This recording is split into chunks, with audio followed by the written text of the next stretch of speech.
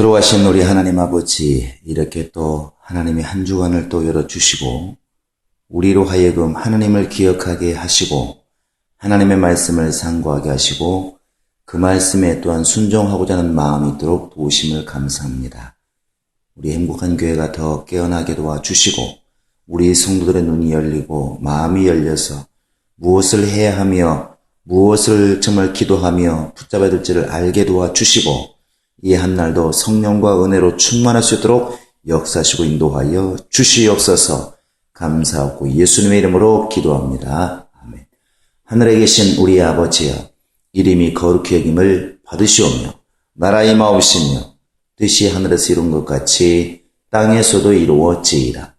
오늘날 우리에게 일용할 양식을 주옵시고 우리가 우리에게 죄 지은 자를 사하여 준 것 같이 우리 죄를 사하여 주옵시고 우리를 시험에 들게 하지 마옵시고 다만 악에서 구하옵소서. 나라와 권세와 영광이 아버지께 영원히 있사옵나이다. 아멘.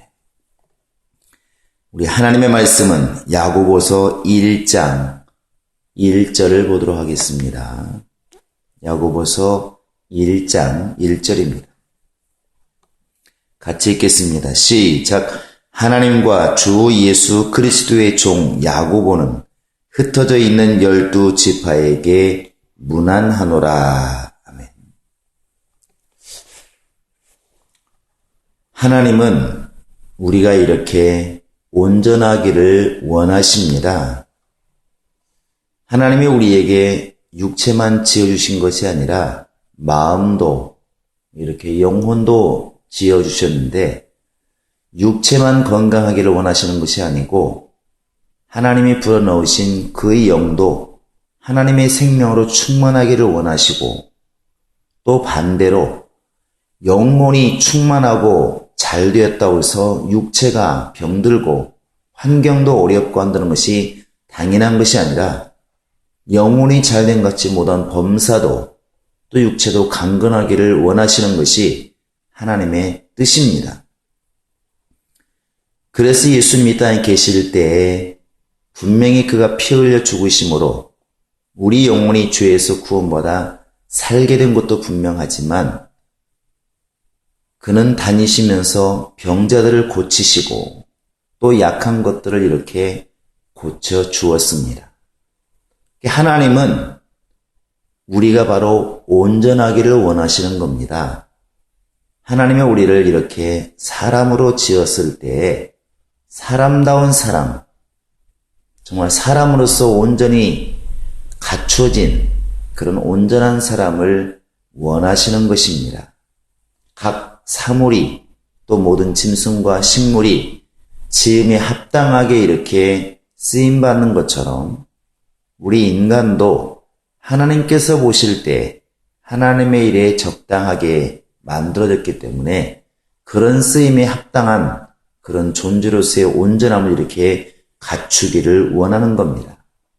우리는 그 온전함이라고 하는 것을 이렇게 균형이다 이렇게 말하고 또 잠언서에 말하고 있는 것처럼 물질에 관해서도 너무나 과한 물질이 있어서 신앙에서 떠나고 또 너무나 물질이 없어서 또 하나님을 또 원망하고 이럴까 두렵다 이렇게 말하고 있는 것처럼 내게 쓸만한 물질을 주어서 정말 이렇게 삶을 살되 온전한 삶을 살게 하소서. 그것이 우리 믿는 자들의 당연한 기도요 또 목표가 되어야 될 줄로 믿습니다. 그런 의미에서 아마 이 야고보서도 우리에게 많은 부분 정말 깨우쳐주는 부분이 많다고 생각합니다. 이 야고보서는 예수님의 동생 야고보가 이렇게 기록했다고 그러죠. 성경에는 신약 성경에 야고보란 이름이 몇 명이 나옵니다. 12제자 중에서도 2명이나 나오죠. 그 요한의 형제 야고보가 있고 세베대의 아들이죠. 그 뒤에 보면 알페오의 아들 야고보 이렇게 되어 있습니다. 같은 이름이 이제 동명이 2명이나 있었습니다.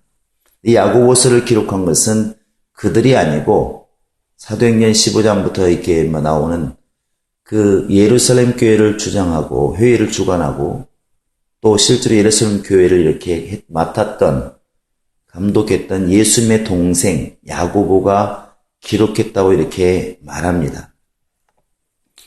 근데 이 야고보서의 중심 내용은 많이 계속 나오는 부분이 뭐냐면 행함에 대해서, 또 말하는 것에 대해서, 이런 고난받을 때에 대해서 믿는 사람이 어떻게 해야 되느냐, 우리가 예수 믿는 사람으로서 온전한 믿음을 가지고 온전하게 살기 위해서는 어떻게 해야 되느냐. 우리가 늘 얘기하는 것처럼 신앙은 좋은데 생활이 엉망이고, 어떤 사람은 생활이 좋은데 신앙이 엉망이고, 이렇게 되지 않고 신앙도 괜찮고 신앙하는 사람으로서 마땅히 행해야 할 삶도 괜찮은, 어찌 보면 그러한 눈으로 이렇게 보면은 믿는 자로서 어떻게 행해야 될 것을 이렇게 기록한 것이 이렇게 야고보서라고 보시면 될 것 같습니다. 그래서 야고보는 분명히 이 편지를 쓸 때 대상을 분명히 말합니다. 오늘 본문이 바로 이제 그 대상이죠. 1절에 보시면 흩어져 있는 12지파에게 문안하노라 이렇게 되어 있습니다. 이 말은 헬라인도 아니고 또 이방인도 아니고 나는 지금 유대인들에게 이 말을 쓴다. 더더군다나 지금 이 가나안 땅에 살고 있는, 그 지금 예루살렘 주변에 살고 있는 그런 지금 유대인들보다는 흩어져 있는 유대인들, 이게 누구냐면 사도행전 2장 5절에 이하에 보면 이제 명절 때에 각국에서 이렇게 예루살렘으로 모여드는 부분이 나오는데, 그들이 모였을 때 이제 성령이 임하신 것을 그들이 보았고, 그 뒤에 사도행전 7장 8장에 가보면 이제 스데반이 순교를 받는 장면이 나옵니다. 스데반이 죽게 되는데, 이 순교를 당할 때 단순히 스데반만 순교당한 것이 아니라 예루살렘에 큰 이렇게 핍박이 일었습니다. 그 핍박이 일었을 때 유대인들이 당연히 흩어질 수밖에 없는 것이죠. 사마리아로, 또 구브로로, 안디옥으로 이렇게 흩어져 갔습니다. 그 흩어져 갔을 때 그 사람들이 그냥 흩어진 것이 아니라 이제 복음을 가지고 흩어진 것이죠. 우리 한번 사도행전 11장 한번 19절을 보시겠습니다. 자, 19절, 20절, 21절까지 시작. 그때 스데반의 일로 일어난 환란으로 말미암아 흩어진 자들이 베네게와 구브로와 안디옥까지 이르러 유대인에게만 말씀을 전하는데, 그 중에 구브로와 구레네 및 사람이 안디옥에 이르러 헬라인에게도 말하여 주 예수를 전파하니 주의 손이 그들과 함께 하심에 수많은 사람들이 믿고 주께 돌아오더라 이렇게 되어 있습니다. 이게 분명히 스데반의 일로 인하여 환란이 예루살렘에 일어났는데, 이 환란 때문에 사람들이 피할 수밖에 없었고, 그 피한 사람들이 이제 베네게와 구브로와 안디옥까지, 지금으로 말하면 터키까지 막 흩어져 간 것입니다. 그런데 그들이 가가지고 거기 가서도 결국 유대인에게만 말씀을 전하더라 이렇게 돼 있어요. 당연히 자기 동족이니까 편하니까 그러겠죠. 지금도 이제 한국 사람들이 외국에 나가면 처음에 맨 먼저 하는 게 뭐냐면 외국인을 만나서 전도하는 것이 아니라 당연히 한국인들을 만나서 한인교회가 먼저 세워집니다. 어느 나라든 가든 보면은 한인교회라는 것이 세워져 있습니다. 미국에 가도 한국 사람들끼리 모여서 예배하고, 또 프랑스 가도 한국 사람끼리 예배하고, 영국 가도 한국 사람끼리 예배하고, 우리는 그들을 한인교회라고 이렇게 불러집니다. 마찬가지로 이 당시에 그들이 분명히 복음을 가지고 예루살렘을 떠났지만 역시 가서도 처음에는 유대인의 회당을 중심으로 유대인들에게 복음을 전했다는 것입니다. 물론 그 다음에 몇 명이 외국인들하고 이제 접하다 보니까 그들에게 복음을 전했는데, 하나님의 섭리 가운데 그들이 이제 수많은 사람이 돌아오기 시작하니까 이방인에게도 드디어 복음의 문이 열리기 시작했죠. 어찌되었든 이 예수님의 동생 야고보가 활동할 때 그때는 이제 이방인들의 문이 막 열리기 시작할 때이기 때문에 이 야고보의 눈에 더 이방인보다는 아직까지는 지금 예루살렘에서 흩어져 간, 핍박을 피해서 피난해 간 지금 믿음을 가진 사람들의 영혼이 염려스럽고 걱정스럽고 또 그들에게 더 관심이 있었다는 것을 능히 알 수 있죠. 근데 이제 그들이 당연히 얼마나 어려웠겠습니까? 삶의 터전을 벌이고 이 핍박을 피해서 피난 간 상황이기 때문에 당연히 어려웠을 것입니다. 그래서 인사말 오늘 본문을 딱 떠나자마자 나오는 게 뭐냐면 고난입니다. 너희가 여러 가지 고난, 여러 가지 시험을 만날 때에 염려하지 말아라. 걱정하지 말아라. 이제 이것을 계속 말하고 있는 것입니다. 어찌되었든 이 율법이 이미 어릴 때부터 바로 그들의 속에 자리 잡고 있고 율법의 행위를 잘 가지고 있는 사람들, 거기에다 이제 복음을 안다는 사람들, 이들을 대상으로 이제 지금 야고보는 이 야고보서의 글을 쓰고 있는 겁니다. 아무것도 모르는 사람들이 아니라 흩어져 가 있는 바로 유대인들, 달리 말하면 예수를 알고 믿음을 가지고 성령을 가지고 떠난 사람들, 그들을 향해서 지금 바로 행함에 대해서 온전함이 무엇인지에 대해서 이렇게 글을 쓰고 있는 것입니다. 오늘날 우리가 이렇게 많이 우리끼리 편하게 말할 때 그런 말 많이 합니다. 오늘날 신자들이 너무나 귀만 커져 있다. 너무나 아는 것만 많아가지고 말만 많지 너무나 행동은 따르지 않는다. 교회가 오늘날 행함은 별로 없고 듣는 것만 너무나 열심이라서 무엇을 가르쳐준다고 그러면 열심히 모이기는 하는데 배운 사람들이 나아가서 그렇게 행동하지를 않는다. 이제 이런 말들을 많이 합니다. 어찌 보면 그러한 신앙, 우리의 그러한 삶에 야고보서는 굉장히 유익한 책이라고 생각을 합니다. 그래서 머리로만 알고 있는 또 이론으로만 알고 있는 그런 사람들에게 행함이 없는 믿음 자체가 이미 죽은 믿음이라고 하는 경고, 이 말은 바로 이론의 믿음, 바울이 말하고 있는 것처럼 믿음으로 의롭게 된다고 하는 이 로마서의 정의를 갖다가 무시하는 것이 아닙니다. 행함이 온전하게 될 때 결국 가지고 있는 그 믿음도 온전하게 될 수 있다는 것이고 더 발전하면 사실은 온전한 믿음을 가지고 있는 사람은 온전한 행위가 이렇게 나와야 되는 것이 정상이라고 하는 것이죠. 예수님께서 마태복음 7장에서도 그 열매로 그 나무를 알지니 이렇게 말을 합니다. 우리 인간은 달리 생각하죠. 지금 보기에 좋고 나무가 좋으니까 좋은 믿음이라 이렇게 말할 수 있지만 주님은 반대로 생각할 수 있다는 것입니다. 눈에 보기 좋아도 아는 게 많아도 그 사람의 행동하는 거 보면 그 사람이 어디까지 알고 있는지 알 수 있겠다.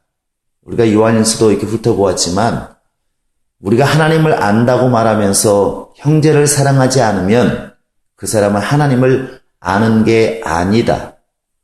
그런데 자기나 주변 사람은 저 사람은 하나님을 많이 아는 사람이다 이렇게 착각을 하고 있다는 사실입니다. 그래서 우리가 이 야고보서를 이렇게 읽어가면서 또 야고보서의 말을 들으면서 하나님의 음성으로 듣고 내가 지금 이론으로 알고 있는 것, 귀로 들어서 알고 있는 것, 이것이 이제 나의 손을 통하여 발을 통하여 내 삶을 통하여 실천되도록 나를 점검해 나가는 것이 매우 중요하다고 생각합니다. 베드로가 예수님에게 3년 반 동안 듣고 배운 게 많이 있었지만 그것을 신앙이라고 말하지 않습니다.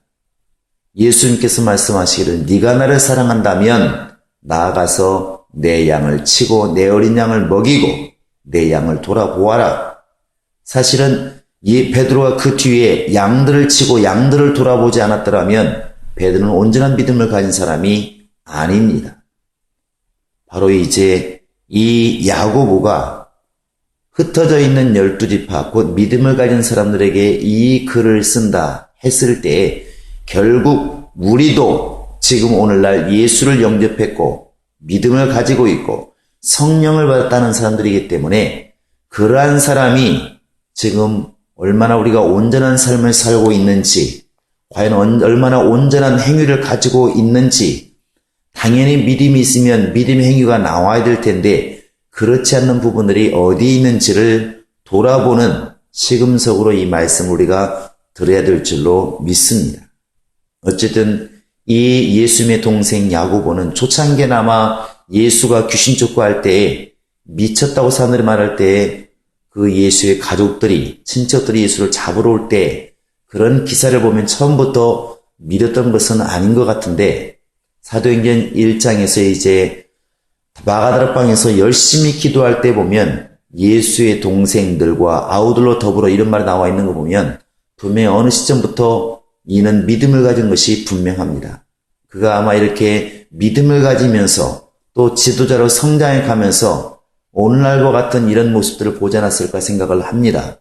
성경을 이렇게 알고 연구하고 이런 모습들은 굉장히 많고 충만하다는 모습은 많이 있는데 정작 충만한 사람이 가져야 될 그런 인격, 그런 또 행위, 그러한 삶은 많이 미진한 것을 보지 않았을까. 그래서 반대로 행함을 많이 이렇게 강조하고 행위를 많이 강조했던 것이 아닌가 생각을 합니다. 우리는 이제 이 야고보서의 정말 말을 들으면서 또 야고보를 통해서 이렇게 말씀하시는 우리 하나님의 음성을 들으면서 우리가 가지고 있는 것에 더하여서 내가 갖지 못한 것, 행하지 못한 것을 갖춰감으로 온전한 신앙인, 하나님 보시기에 온전한 바로 이 신앙인이 되어가는 길을 걸어가야 될 줄로 믿습니다.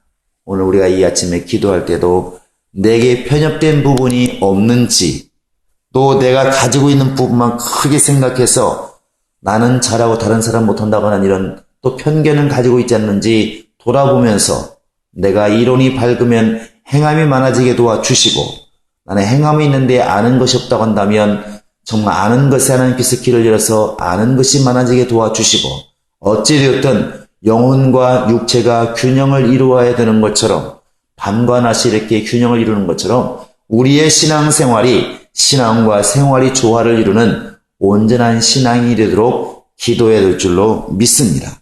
이 시간 우리 다 같이 기도하실 때 하나님, 내가 정말 아는 것과 행하는 것이 온전하게 되어서 온전한 영적 생활을 하게 하소서. 하나님이 나를 지으실 때 그 쓰임에 합당한 자가 될 수 있도록 내가 온전한 신앙이 되게 하소서. 다 같이 우리 기도하시겠습니다.